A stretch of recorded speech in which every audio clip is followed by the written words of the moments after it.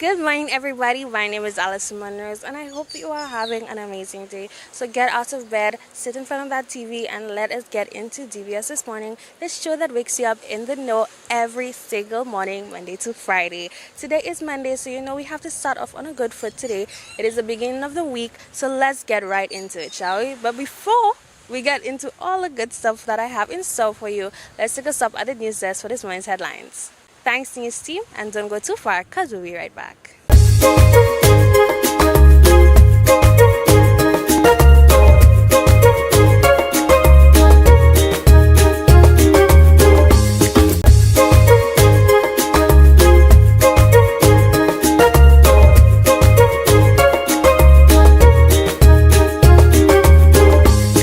Alright, guys, so first up, I met up with Cleopatra, who designs some beautiful rocks. So let's check her out. Good morning, beautiful people. I am joined here with Cleopatra Altenor-Theobalds, and she has some amazing things she wants to talk to us about today. But before we do that, how are you doing this morning?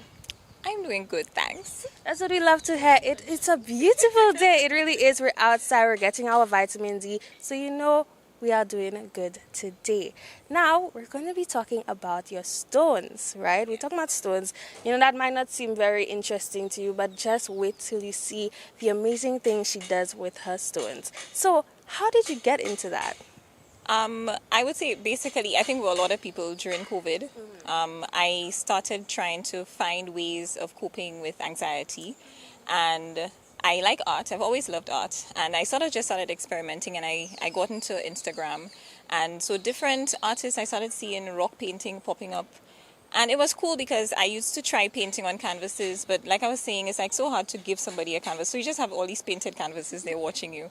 But it's so easy to gift a rock because it's small and you can put a good message on there and stuff. So that's how that started. Yeah. Okay, so you see a lot of things happened in COVID. It benefited a lot, although it had some negative effects. But you know, we want to look at the positive side.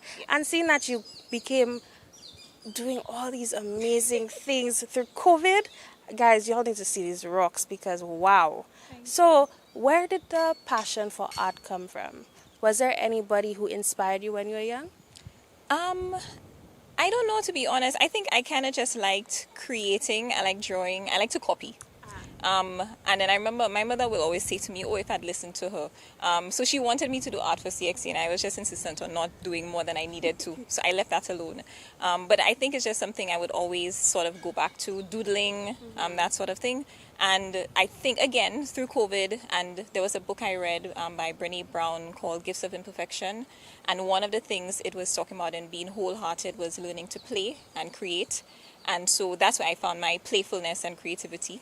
So I started to do that, and there's a really great rock painting community on Instagram. So I think that kind of pushed me because when I posted one, and you know, persons who, I guess the algorithm works that way, right? So persons who would see it, they would comment and they would be like so encouraging, and I've actually made friends with rock painters all over the world, and they will, you know, they give me lots of tips on things to do, what art supplies to get, how to do things. So I think that has been a very inspiring community, and the people around me have encouraged me, and they get rocks for me. So even people who, when they see I do the rocks, if they go somewhere, they'll come back. A couple of people have come back with buckets of rocks and like, here, you can paint these.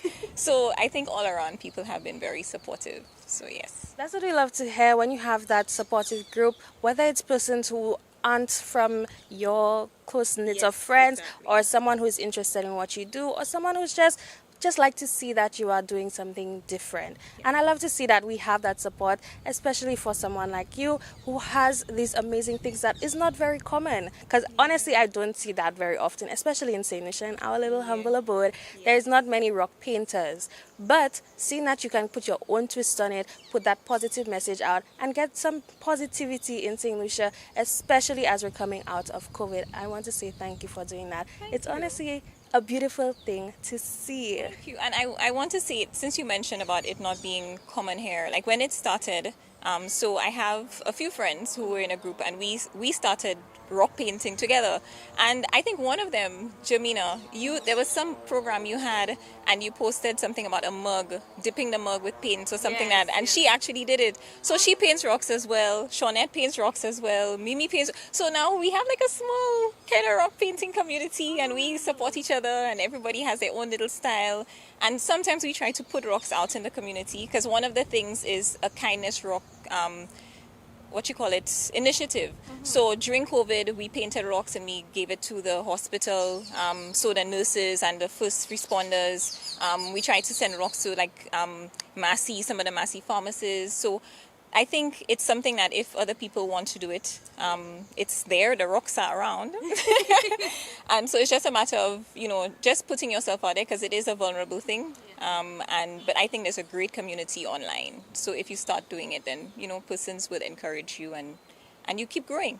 That's a great initiative, especially if you're just walking around the neighborhood and you see this beautiful painted rock. It draws you in, it causes you to stop, and then you get a positive message for the day. And I just believe that will brighten a lot of people's days, a lot of people's lives. And honestly, it's a great initiative to start.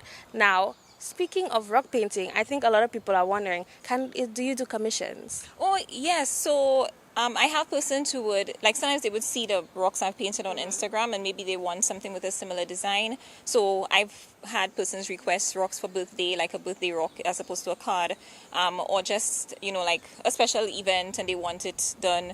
I've done like what you call like milestone rocks. So if there's a birth, so the name, and then information about the baby, that stuff like that. So yes, if people want rocks, not too many, because I actually have a full-time job.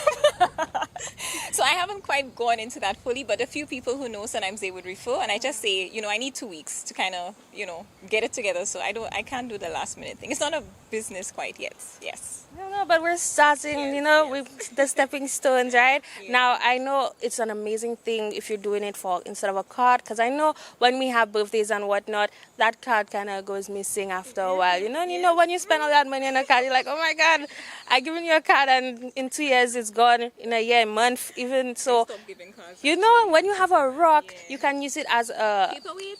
Yes, Yeah, exactly. it has lots of uses. So, like, if you get a really big one, it can be like a door stop. You can use it as a paperweight. It can be used as a book stub. It can just be like, if it's not too big, you can have it on your desk as a sort of reminder. You could have it on, like, people do ornaments, I guess. So, some people would have it displayed. So, yeah, so there are lots of uses for it that hopefully wouldn't get in the way and you end up throwing it. Don't use it for violence. Don't throw rocks at people. But besides that, it's an aesthetic piece. It is a beautiful thing, and every time you see your rock, you get reminded by a positive message, right? Now, I think everybody is interested in how they can contact you and where they can see your rocks. So if you go to Instagram, and my handle is at Cleotib, so it's CleoTibz. I was about to say yes, TIBZ. Then you would see my rocks, and then you can message me there, and I would try to get back to you. Yes. All right, and with that, I want to say thank you so much for joining me here. And guys, I'll see you in just a little bit.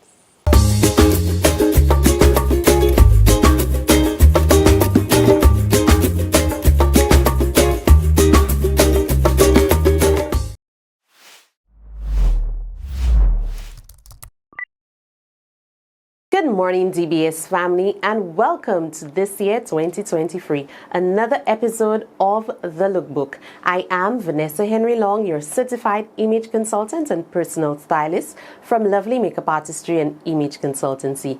It is a new year, and of course, we will be chatting something different for you as we start off the year and kick off with energy, with vibrance. As you can see, I'm wearing my yellow, so that's just for you, a pop of color, as we set goals for ourselves this year 2023. So when you think of goals, what comes to mind? Well, I am going to tell you how I see goals the lovely way.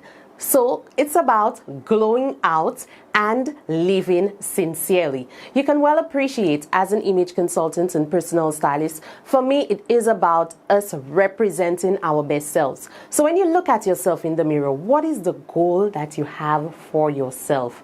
When you look at the way you dress, what type of style are you looking to portray this year? When you look at your body type, how or what way would you like to improve or enhance the shape that you have? And it's all about encouraging you to stick within what I call authentic styling and embracing your insecurities, as well as loving yourself holistically for who you are. So some of the goals I want you to think of this year is goals for your personal development and goals for your own self-confidence. So you can well appreciate who wears the clothes. A confident woman wears the clothes.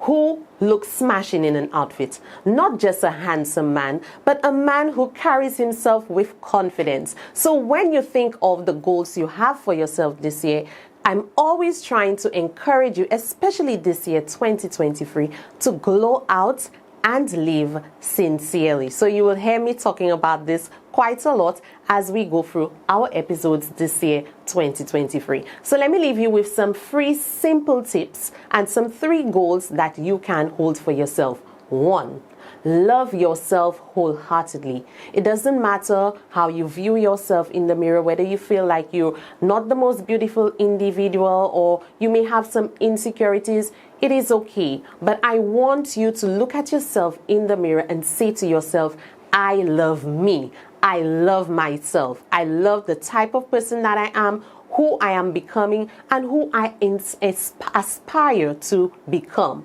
So that is my tip number 1 for you. Love yourself. 2, be kind to others. You may well appreciate it is not only about yourself, but also about how you treat others. And in the area of etiquette is about helping people feel comfortable, but helping people appreciate who you are and making them feel comfortable as well. So 2, I say be kind to others. Okay, so we love ourselves first, and 3, be kind to others. And the last tip I will leave for you as you sum up your goals for 2023, always aim to be your best self. Okay, so you love yourself, you be kind to others, and last but by no means least, always aim to be your best self. And when you do that, trust me, everything will fall well in line.